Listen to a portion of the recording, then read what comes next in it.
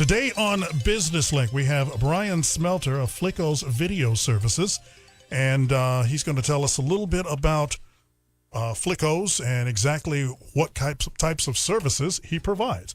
Brian, welcome to the microphones. Good to see you. Appreciate it. Okay. Tell me about Flicko's and exactly what Flicko's does. Well, we are a franchise. There are 5 of us across the United States. We are media transfer experts, basically. Mm-hmm. We do a lot of home movies, VHS. I do a lot of 35mm slides, 8mm film, old albums and cassettes to CD, general video editing. Anything with media you got, I can deal with. Any kind of media? Just about. If I can't do it, we've got a couple other stores that have some equipment hanging around. They can still do some of the older stuff. But we've basically got you covered either way. So how long has Flicko's been in the Fredericksburg area? I have been here. July was my 9th year. Mm-hmm. Started up here on Plank Road, right by Batteries Plus. Mm-hmm. Same spot, 9 years. Having a lot of fun. You say now you transfer medium. So if we have 8 tracks, you can deal with 8-track stuff? 8 tracks are tough. 8-track are audio cassettes, and just by their own nature of being designed in the case, with the ribbon kind of flow they have, they're very difficult to deal with. Mm-hmm. Our other stores have tried them with machines, and they just don't seem to hold well. Unfortunately, 8-track is probably one of the mediums we almost can't do. I don't often get it, though. I've only had like 1 or 2 people in my 9 years ask for an actual 8-track. They always say 8-track, but they mean VHS. Oh, really? It's a terminology. I gotta work with them and say, what do you have, or bring it in and let me see it. Yeah, let me see it. And we'll work it down. But okay, well, you say 8-track. I don't even think I have any of my old 8-tracks left. I think I finally decided to throw them away because tape after a while degrades. It dries out, and it's pretty much just brittles away. Just kind of disappears. Most of them are magnetized, so they're going to lose their magnetization over years, and they will fade out. Especially audio. Audio just gets trippy. It'll bounce back and forth. You'll start losing it in pockets, and then you just got tape running around a machine making no sound. Yeah, I know.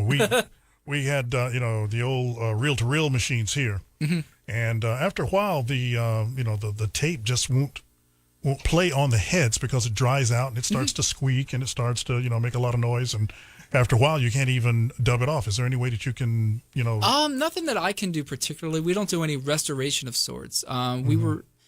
I've contacted the people out in Culpeper. They have the Library of Congress for Digital Media. Oh yeah. They've saved my butt a couple times. They've told us how to fix things or do this and that. But in order for restore, they need to really take it under, get it in the conditions, humidity proper, treat it over time. But I think once things are gone, they're gone. They can't retrieve, but they can definitely handle things from here out and try to preserve as best they can. Okay, now what would you say? How would you say your cassette business is? Do you still get a lot of people that come in and try to transfer I cassettes? do a lot of audio cassettes. I've probably run 25 this week easy from a bunch of customers. A lot of them I get are church services from the day, and they want to relive those, put them on CDs, MP3s, if they have a website. Maybe we'll build a small video of stills in the music so people can listen to the services again. A lot of albums. I've got a stack of, 25 or 30 I'm running now. Clean the albums real nice.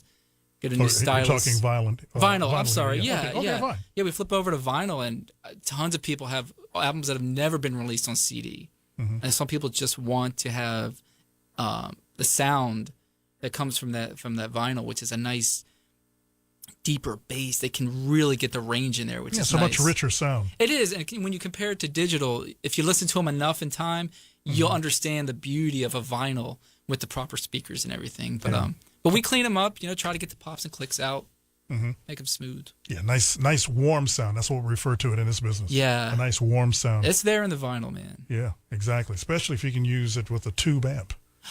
Oh my goodness, that's beautiful. Yeah. Oh, yeah. I've been talking about this stuff with anyone for a long time. Well, it's just mostly digital transfer to try to keep costs down. You have a great turntable, USBs into a board, and I can manage the levels and everything. Then I'll go into my Mac, and I'll clean out pops and clicks and air, track them, do the things that I can do with them. But it depends on what you're listening to them on too. Yeah, well, this is true. This is very true. Same with video. If you have they look different on different monitors. My Mac looks different than a PC monitor, and it will look different than your 4K TV. all different RGB schemes, it's hard to make things look perfect across everywhere. Yeah.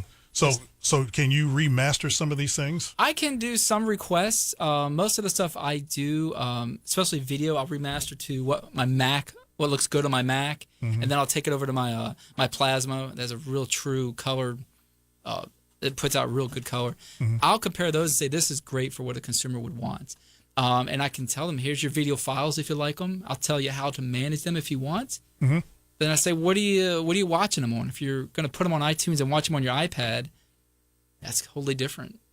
Higher resolutions are not necessary, but getting color to reach every device is very tough. Yeah. But you can get something that looks general across the board that everyone's happy with. Yeah. Well, can you do different files for different applications? Absolutely, yeah. We do. DVD is still pretty popular. One of my more favorite exports now, we're doing right to hard drive files. So people bring an external hard drive, or I pick one up for them. Yeah. We'll capture the video into a Mac or a PC, get an AVI or an MOV file. They'll have full resolution, full width of the video. They can edit on their own, make their own DVDs, back them up into other computers easily. DVDs are compressed, so they go down to 4 gigabytes, where a 2-hour video can be 26. Yeah. So you're compressing that to DVD, whereas the video files, you can do whatever you want with them. Yeah, much more dynamic range, so you can by far you get a much better product when you're viewing it. You get a better video. The audio is still 2-channel, but people just want to see stuff. And when they can edit on their own, put a Facebook video up or put a YouTube, they're empowered and they can do that stuff. And that's what I like to do, is give people the tools to be able to make their memories and do it the way they want to do it. Okay. Yeah. Now, I'm going to ask you this. Can you remaster? Now, you do a lot of videos. You do a lot of VHS, I'm sure. And can you do beta? I do have a beta machine. Do you? I have a Betamax machine that has been running well for a good 3 years, donated by a customer. Really? Yeah, they look great. If the beta tapes are still in fair shape, the lines and resolution, you can definitely tell, outweigh VHS. Oh, now see, I'm going to have to go through my storage now, because I know I've got some. That's what I did when I originally started getting into video. I used beta, because every engineer, being in broadcasting, every engineer told me, well, the beta is a much better format. It's going to be a higher grade. Okay, fine. I'm going to go with beta. Of course, the rest of the world went with VHS. Yeah, I'm sure the movie industry had something to do with it back then, too. Yeah. But yeah, it's unfortunate because the beta tapes are not friendly to deal with. The tape breaking is just, they're not friendly, but they were beautiful tapes. And unfortunately, it didn't last. And I know a lot of my customers, man, I had beta for 2 years, had to go back over to VHS, everything shifted, and I feel it for them, like, oh man, that's too bad back then. But I still have them. And in fact, the ENG cameras from the old TV stations I've worked for, they use the beta tapes for, in the cameras and things. So. Well, the beta cams were built for production. They rewind fast, and they're good to go. They are beautifully set up for machines and tape-driven stuff. The beta cams for home movies, they're cheaper. They're less friendly. They're just consumer brand. Here we made something, enjoy it. They don't. It's kind of like when they first developed not VHS. Hold on a second. 8-tracks. Because when 8-tracks were developed back in the day, I mean, high fidelity cassette was just around the corner. Yeah. And somebody kind of pushed and pushed and pushed, and next thing you knew, we had 8-track. It was an inferior format. It was an inferior product mechanically. Yeah. But it was able to be rushed onto the marketplace faster than cassette could get there. Absolutely. And it was kind of sad that a lot of people invested in all these 8-tracks. And, somebody made a lot of money. It's just cheap, man. It's how the industry goes. 16 millimeter back in the 30s and 40s when that stuff came out was gorgeous. The lines of resolution were amazing. 600, 700 lines of resolution on a big film strip. Big cameras, though, needed to do that, right? Right. So when they realized, there's a consumer market out there. Let's cheapen it. Let's make it smaller. Let's mass market it. And that's what people got. They got 8 millimeter, which... there's not enough film there to make it look as good as 16 because it's twice as small. Yeah. And the cameras, when they started making the cameras, they went from beautiful metal cases to plastic. Yeah. And just it was just, here you go, consumers, deal with it. And people are like, oh, I like it. But if you only knew what was there and that they could have kept it going. Yeah. And then they even got cheaper that with Super 8. Remember the Super 8? I do. Oh yeah, we run Super 8s at the store, and they're I get some regular 8s from like the 50s and 60s that can look really nice, Yeah. depending on lighting and stuff like that. But I get some Super 8s that may not look as great, even though it's the newer technology. Yeah. They were a little more finicky, I think, with the cameras. Yeah, the cameras weren't quite as good. No. Some of the 8mm cameras back in the old days, because I remember when I was in college, we shot with 8mm film as we were learning how to shoot news. Mm-hmm. And, was it the Bolex? I'm trying to think of the name of the company, the one that I used all the time. Seems like it was the Bolex company. That sounds accurate. I'm more used to the Bell and Howells and all the stuff. Well, that was they consumer. produce. Yeah, exactly. Yeah, that was consumer So grade. you're looking for a high grader. Yeah. The Bolex cameras were the ones that were used by the news crews. Mm-hmm. I know. Had to wind them up. Yeah. You had to sit there and crank them up. Oh, I got one in my store, Crank. Yeah, Really? it still works beautifully. I should have brought it in to show you. Was it a Bell and Howell? It is a Bell and Howell. Really? But it's beautiful. The Crank, and I opened the case. It's gorgeous, clean. And the lady used it. She said, this is what we did like 40 reels on that I transferred. Has the little viewer, which you had to squint your eye down to try to look at. Yes, I remember. Oh, I don't know how people didn't go blind doing that. But it has a little bit of settings for cloudy skies and lighter, Most people screw that up, And after you send the film out, and then, weeks later you get it back and you're like, did I do a good job a month ago on Billy's birthday? Yeah, you look at it and You go, get well, I judged. guess I didn't. Yeah. We'll get you next birthday next year. Yeah. Well, see, I think that's one of the reasons that Super 8 became so popular is because it was all electronic and it made it a little bit easier to, to get. It may have not have been the best product that could be done, but at least it was a consistent product. And it was a consistently acceptable product. That's the world of electronics, man. Yeah. It couldn't be as good as it could be. Yeah. But here's what you're going to pay for because this is what we're putting out. Yeah, I agree with that. Yeah. Well, Super 8, they made the sprockets smaller Right. so they could get a slightly wider frame. And that's what led into 4:3 widescreen TVs, that little width that they came up with. Oh, they were really? able to do that, get light out of the film from the sprocket holes. But they made it a little more wide, and that really set the trend out from the square. They can make it a little wider and zoom and stuff. A lot of little things about that. But Super 8 was an advancement. But like you said, man, they're selling it to consumers. They're not going to give you the greatest thing. They want your money quick, and they want you to replace it every 2 years. Yeah, that's true too. Oh, yeah. We're not going to make it great. We just want it to last for a couple of years till you buy a new one. Yeah, it's the same way with TV. It's any kind of consumer electronic. I mean, that's what it's all Basically. about. That's what, and it's going to be upgraded. The next one you buy, it's going to have more bells and whistles on it, and of course, cost you a few dollars more. It gets a little frustrating with the way they're turning stuff. I mean, they're talking 4K now, and a lot of my consumers are like, or my customers are, what's a 4K? And I got to explain to them, bigger than Blu-ray. Well, I don't really have a Blu-ray, so they've missed that whole line of Blu-ray. Me too. I didn't. It hasn't got into really Blu-ray. taken. No. I've got a couple customers that we transfer from their camera. I make beautiful Blu-rays, and they love it. They know what they're looking at. They appreciate it. And then I get other customers who bring in their cameras, and we'll take the files off their camera. And I was like, "Oh, you've got HD stuff here. Do you want some Blu-rays?" What's that? And then I was like, well, it's your player at home. It's all we haven't had a player since our DVD player and this and that. And I'm like, okay. Okay. So we're going to smush it down and make it not as great as it could be. And Well, that's just consumers. Yeah. Blu-ray, talk about people completely missing the whole Blu-ray. I completely missed, and I'm glad I did, the video disc. You recall those? Yeah. They had potential. Yeah. The big old laser discs? Yeah, the big laser disc. A lot of you, those of you that don't know, I'll explain it. It's an album, a sort of a vinyl album-sized disc that you would slide into a machine, and it produced a video image. It produced movies. I think you just put one movie per disc, wasn't it? I think it was something like that. Yeah. The nice thing about that media and media up to today is the audio. Yes. The video is only one aspect of what you're watching. Right. My preference is the audio side to it. Mm-hmm. Blu-ray and 4K discs when they start coming out are going to have the DTS:X 7.1.2, which are going to be ceiling mount speakers dedicated to signals only. That's the beautiful side of DVD. When DVD came in, it left 2 channel behind from VHS. It went to 5 distinct channels and then a 0.1, which is your subwoofer. Right. That was what was beautiful about DVD. It opened it up digitally. And that market just went crazy with new speakers, receivers. Yeah, your opened home theaters. That's where they started from, that DVD. And now I think we're so used to that stuff, the consumers aren't seeing the real cool benefits of where Blu-ray and the more dense discs and hold that great audio. I mean, 6.1, 7.1.2. It's amazing theater stuff. Wow. Yeah, most folks don't know about it. They just want to see the video. Right. But the benefit to me, really, with Blu-rays is that audio. Yeah, that really comes into play, particularly when you're watching recorded concerts.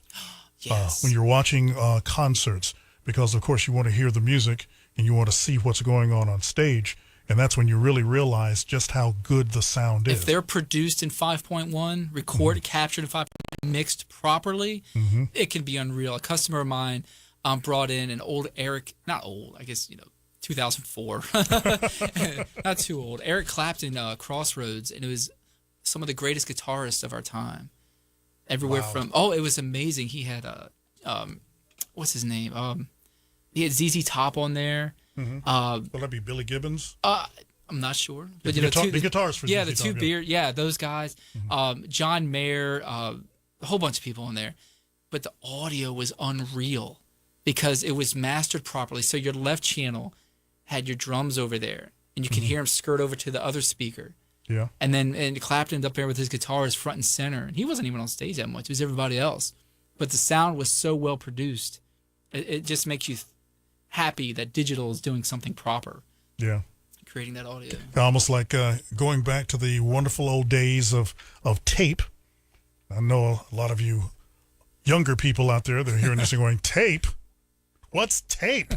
But when they were producing the old Beatle albums, and they were actually producing that wonderful high-fidelity sound with, half-inch tape. You just, oh, my goodness, how did you get all of this? These guys were geniuses. These guys were audio geniuses. They were able to produce amazing sound with very little technology. They were guys with great ideas and even better producers. Oh, people who understood how bass runs on an analog track. I read a story where Paul McCartney was writing an album or writing a song, and John Lennon comes in and he starts working on it a little more. Paul went back over to the piano.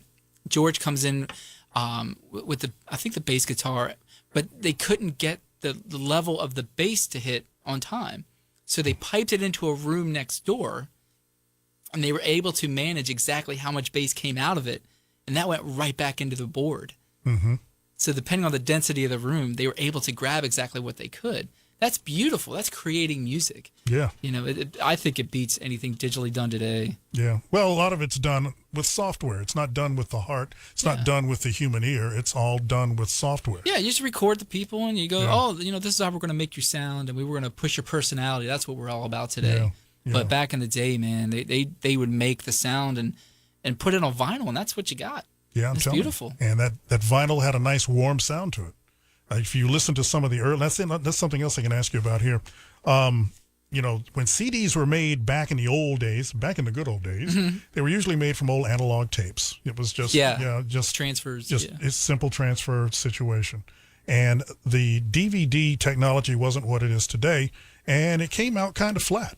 The older DVDs, you can tell an old DVD, let's say DVD, I'm sorry, CD, old CD from a newer CD. The older CDs are just flat. You can always tell from listening if it was produced, prior to a certain year.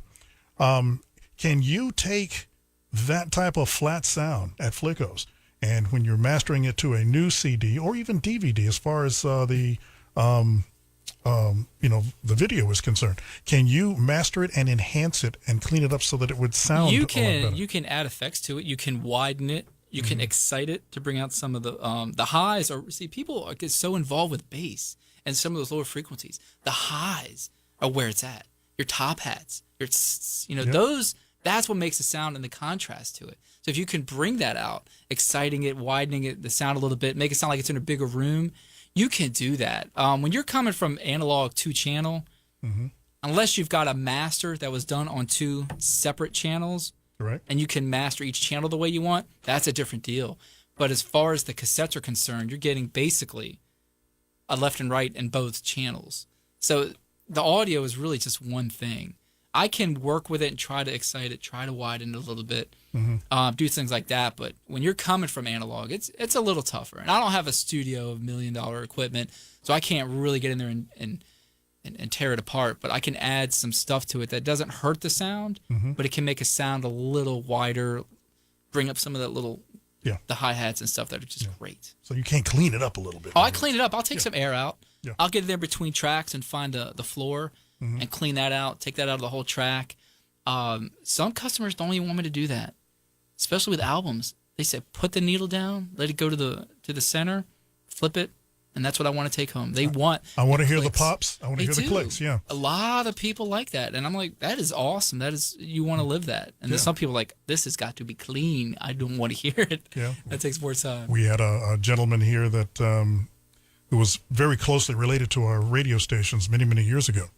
And that is exactly, we had, what was it? It was an old Christmas album. That's what it was. And he wanted it put on a CD. So we just, we'll go ahead and record it until then we'll clean it up for him and so on and so forth. Well, I don't want you to clean it up. I want you to just do it as it is. I want it just exactly the way you described it. Just put the needle on it, and when it ends, lift the needle up and stop it. Okay, fine. We did, and it had the pops and the clicks in it, and he was so thrilled. And that, I guess it's because that's what he remembered. It's a memory. Yeah, I don't know if you are everybody loves Raymond Yeah. fan. Sure. There was an episode where Ray bought his father CDs because he had lost all of his jazz albums. Yeah. And he said, "Oh, well, so I lost Dad's jazz albums. I messed them up. Okay, I'm gonna make it up to him. I'm gonna get them back for him." So he went and bought them on CDs. And his father didn't want them. He hated them. He just didn't like them. He says, "Why?" Because I want my albums. He said, "Well, these are your albums. This is on CD. It's cleaner. It's digital." No, I want my albums. So Robert, the older brother, he goes and finds some of the old records and brings and gives those to him. And he now these are my albums. Yeah. He wanted the vinyl. He wanted the pops and the clicks. That was a part of the memory for him. It's the mood and how you're setting it. You look through your album collection. You get it out. Maybe you clean it off. You put it on the record. Maybe you get the one out, the record players that had the lips so you could put two on there and it would drop automatically. And you sit there and you listen to it and there's no fast forwarding because you're not going to want to lift that needle and actually scratch it. You're going to let it play through, and that's what you're setting yourself up for. It's that whole feel and medium, and that's the beautiful part of analog that digital sorely misses. It's too quick. We can move around. It's too perfect. Too perfect. It is, but it's good for today. I mean, getting stuff to DVD is a great way for people to see their stuff again, and it's important for people to be reliving their memories. Let's roll back a second to formats. We know you do cassettes, and you don't really want to talk about 8-tracks, but you can or cannot. We cannot. I cannot do 8 tracks. Can't do 8 tracks. Okay. Mike, another guy, a Flicko store in Georgia, he may be able to do it. He's had trouble with them too. The machines are not friendly, and they're just tough. I got one. In fact, I got one out here under my desk. When we go out, I'll let you see it. Oh, yeah. I'll take a look at it. But it's, and okay, we got that out of the way. Cassettes, vinyl. You do vinyl, Yes. of course. Yep. What about mini disc? Mini DVDs? No, mini disc audio. About like that. No one's brought that to me. No one's brought that Nope. to you? Okay. I know what you're talking about. Nope. I think it lasted like 45 minutes. Yep. I think that's about how long they were on the market. They were around about 45 minutes, and then nobody wanted them anymore. See how it comes to my brain? It's like, Yeah, I know what exactly. you're talking about, but nope. Nope. Not one person. What about the digital cassettes? Those little digital cassette tapes. Do you transfer those? Some of those tapes are used for data. The but, digital but audio? the digital, the DAT. No. That's The DATs, yeah. The DATs. No. You don't do DATs. I haven't had anyone bring me a DAT in 9 years. Really? Yeah, I know what you're talking about, but nope. So I got several of those out there. Yeah, that's tough. Mike might, some of our other stores may have some pieces of equipment that they're using in their area that they may have had to pull together. I could definitely check on it, but nope. Okay. No DATs. Super 8. You Super do 8 film, we do. Okay. Regular 8 millimeter. Absolutely. All silent. We don't do sound. Okay. Again, we can send it to another store. I haven't had a sound request in 3 years. I have never seen a Super 8 sound camera in my life. I mean, did they even do a Super 8 sound? Super 8 Super 8 was where it went. So in the 60s. What, Super 8 had a soundtrack on it? It was it was possible. You had to pay for that. It was like I'm going to step up and get sound. The problem we have with sound and transferring is the audio has to run at a certain speed. Right. And your video has to run at a certain speed, 18, 20 frames a second. Getting the two to match, recording it is tough to do. And you may get a little flicker in the film because the audio is where your brain's going to read. You can accept anything you're seeing, but if you hear a chipmunk or slow sound, you're going to Yeah. pick it up immediately. So whatever the film is, you're going to make the audio sound a little better. But I found when we've run them, the quality of film hasn't been as good as it was if it was just film alone, Yeah. silent. It's just cheaper. You know, it's here. Oh, here's some audio people. The do stock that. isn't as good. Yeah, why should it? They just want to sell it to you. They're not going to give you great stuff. 16. You do 16. I do. Mike does my 16. Again, I don't get 16 very often. And I'll send it to Mike in Georgia. He'll send it back. You're hitting all the ones I got to send out. Yeah, 16. I guess that's mostly stuff that what is it, like institutional. Yeah, stuff. professional. But we get a lot of high school football games Yeah. that are on 16 because they were smart and wise and understood the beauty of 16. Right. And they could afford to keep those machines running. Consumer wise, it all went to 8. Yeah. Regular 8, and then the 69, 70, it went to Super 8. The most recent thing I did was a 1988 college graduation at Mary Wash on Super 8. I ran that. I was like, are you kidding me? In 1988, they were running Super 8 film. Super 8 on a. Did it have sound or was this just No, sound? it was silent. This was But silent? the little, Bill and Hal camera. Man, who the heck was using that? I don't know. It blew my mind. It was 88. I'm like, holy cow. But yeah, they brought it in. I was stunned. It looked really good. Oh my. Really good. And the what is it? The little cassette videotapes. The most recent. The most recent are the mini DV cam tapes. Yeah. Really tiny. Those came and went. Every tape medium. Yeah. You figure, look at 8mm film. Believe it or not, I still got one at the house. But I don't doubt it. People still do, man. You got stuff from the 30s. Film lasted from 30s to 80s. yeah. That was the longest medium we ever had. VHS had a good run. Yeah. And then, we went to high 8 tapes, digital 8s. That Mm-hmm. lasted 8 years. And then mini DV tapes came and gone. And then when the hard drive cameras got cheaper and memory got Yeah. cheaper, they just want to sell you a case with flash memory in it now. Don't even want to deal with tape. Shoot, now it's a phone. Yeah, everything's on your phone. Great resolution. Just shoot with that. Yeah, really. Okay, Brian. Just you at the Fredericksburg Chamber of Commerce, right? Yeah. How's that gone? You like working with the chamber? It's pretty good. I've been there or been partnered with them for about 3 years. I've gone to a few events, met some really cool people. It's a little hard sometimes getting out of my store to meet some of the events. But they're good folks. They support the community really well. And I'm happy to support them to support the community. Well, great. They've brought you to us. It's really good to have you Yeah, here. appreciate What's it. your hours of your store? Generally, I'm 9:30 to 5, Monday through Friday, Saturday 10 to 2. It doesn't hurt to call ahead or email me at fredericksburg@flickos.com. Sometimes my hours change a little bit. Maybe a kid has to go to the doctor appointment or something. So it doesn't hurt to call ahead to make sure I'm in. But those are pretty steady hours. Okay. And let them know where you are. I'm at 1940 Plank Road, Westwood Village. Batteries Plus is on the corner of our strip. I'm in the back corner there. Been there for 9 years. Ready to see some more people, meet some great people. Yeah, it's a good place. I know exactly where you are. I know exactly where you are. Well, listen, I'd like to thank you for coming by, Brian. It's been a lot of fun discussing the great old days of archive. Thank you, Don. It was fun. I don't get to talk openly with this with a lot of people, so it's really good to geek out on some of the geek out a little bit. I tell you something. You come by the radio station. You want to see some old stuff? Yeah. Take you in the back. Oh man. Thanks again for coming by. You're welcome. That's Brian Smelter of Flickos Video Services. If you need him, he's right there waiting for you.